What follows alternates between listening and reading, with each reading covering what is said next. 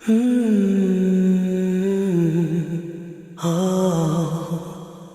Media Productions.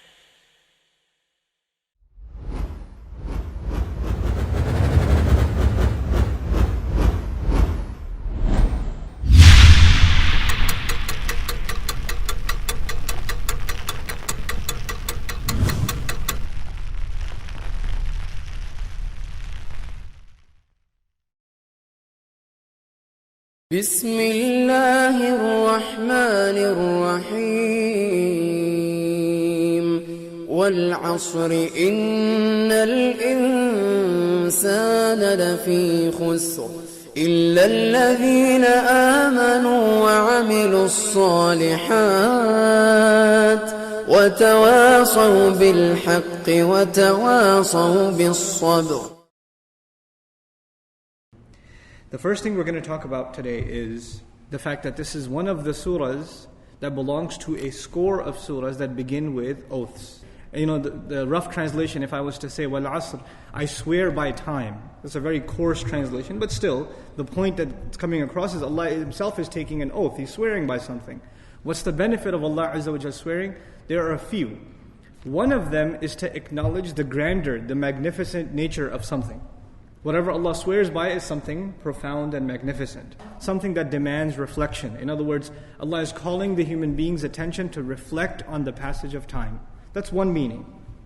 The second, in this surah there's also the object of the oath, wal asr. What's the object? Al asr. What's the subject? Innal insana lafi khusr. Allah says He swears by time, or by the passage of time, and then He declares that all human beings are immersed in a state of loss. So there's the object being time, and the subject being the loss of the human being.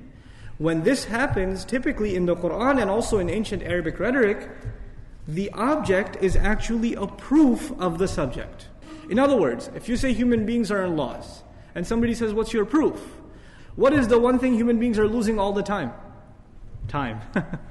Right? Where this is an asset we can never keep. We can never hold on to this hour, this minute, this second. It is leaving us, and it will continue to leave us. It is not something you can store and use later on. Another way Al-Asr is understood is, Asr is also, it refers to the life of nations. Right?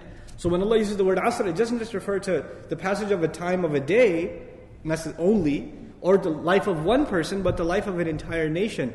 And these rises and falls of nations themselves are proof that human beings are in loss.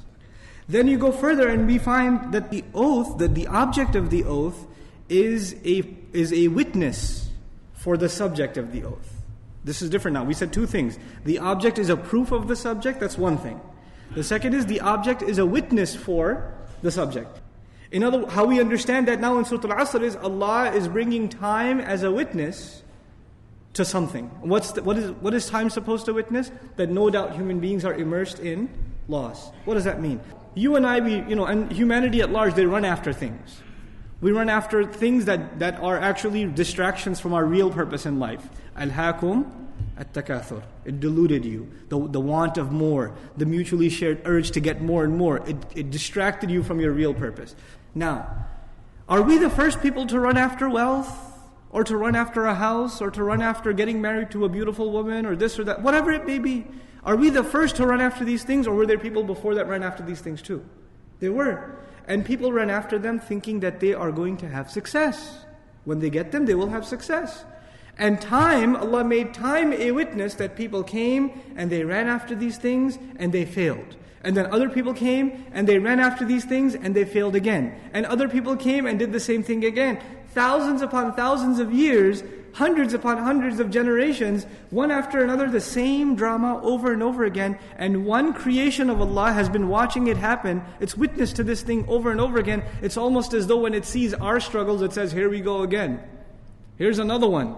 So in other words, time is a witness to the tragedy of human life, the tragedy of the human being's aspirations headed in the wrong direction. So time is being brought as a witness against us, or a witness to the tragedy of the human being.